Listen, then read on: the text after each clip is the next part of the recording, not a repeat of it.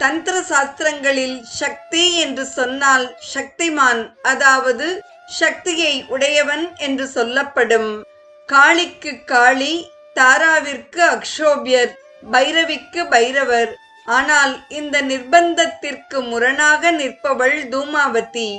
ஆகையால் அத்தேவியை பதியில்லாதவளாக தந்திரம் கூறுகிறது. தூமாவதி என்ற சொல் புகை, இருள், அஞ்ஞானம் இவைகளை குறிக்கும். ஆனால் புகை இருந்தால் நெருப்பு இருக்க வேண்டும். இருள், அஞ்ஞானம் இவைகள் ஒளி, அறிவு இவைகளை மறைக்கும் பதார்த்தங்களாகும். ஆகையால் தூமாவதி தேவியின் அருளால் நாம் இருளாகும் அஞ்ஞானத்தை அகற்றி அவ்விருளின் நண்பர்களாகும் இடையூறுகள் என்று கூறப்படும் பகைவர்களை வெற்றி கொண்டு ஞானத்தை வெகு சுலபமாக அடையலாம். இதுவே தூமாவதி வித்யையின் தாத்பரியம்.